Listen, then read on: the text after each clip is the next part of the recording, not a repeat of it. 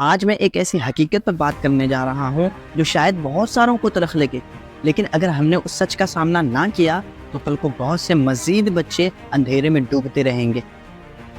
میں بات کر رہا ہوں مدارس کے طلباء کی، ان بچوں کے جو 7 سے 8 سال تک اپنا بچپن، جوانی، نیند، سکون سب کچھ دین کے لیے قربان کر دیتے ہیں۔ ہر روز صبح فجر سے پہلے جاگتے ہیں، پھر دن بھر قرآن، حدیث، فقہ، صرف و نحو اور نہ جانے کیا کیا پڑھتے ہیں۔ لیکن جب یہ بچے فارغ التحصیل ہو کر باہر نکلتے ہیں تو ان کے ہاتھ میں نہ کوئی ہنر ہوتا ہے، نہ روزگار اور نہ ہی مالی سمجھ بوجھ، اور نہ ہی دنیا کے ساتھ جینے کی قابلیت۔ یہ ایک بہت بڑا المیہ ہے۔ ہم نے انہیں علم دین دیا لیکن زندگی گزارنے کا فن نہیں سکھایا۔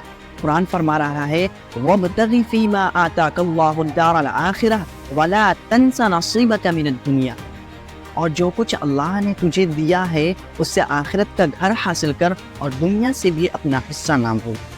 اللہ تعالیٰ خود فرما رہا ہے کہ دنیا کو بالکل ہی بھول جانا یہ بھی غلط ہے۔ آج ایک حافظ یا عالم جو کہ 8 سال کی محنت کے بعد فارغ ہوا ہے، وہ معاشرے میں کیا کرے؟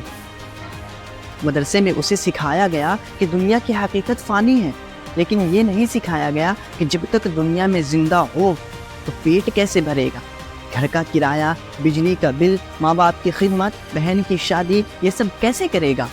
قرآن فرما رہا ہے هُوَ الَّذِي جَعَلَ لَكُمُ الْأَرْضَ ذَلُولًا فَامْشُوا فِي مَنَاكِبِهَا وَكُلُوا مِن رِّزْقِهِ، اللہ ہی ہے جس نے زمین کو تمہارے لیے نرم کر دیا ہے، سو اس کے راستوں میں چلو اور اس کے رزق میں سے کھاؤ۔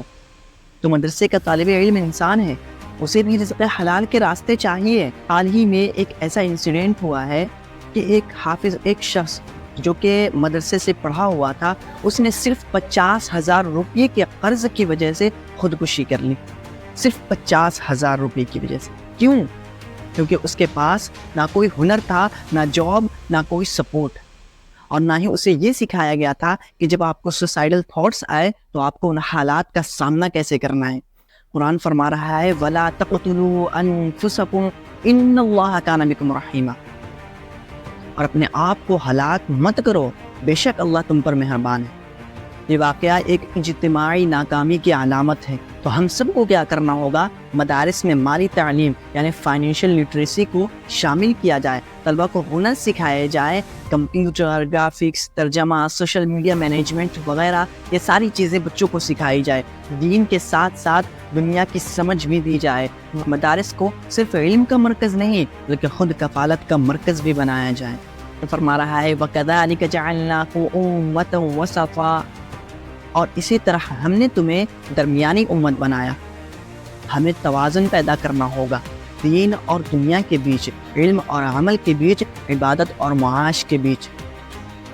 آئیے ہم سب مل کر یہ سوچ بدلیں، مدارس کے بچوں کو صرف عالم نہیں بلکہ باعزت، باہنر اور باشعور انسان بنائیں۔ اگر یہ ویڈیو آپ کو اچھی لگی ہو تو چینل کو سبسکرائب کریں اور اس ویڈیو کو زیادہ سے زیادہ لوگوں کو شیئر کریں۔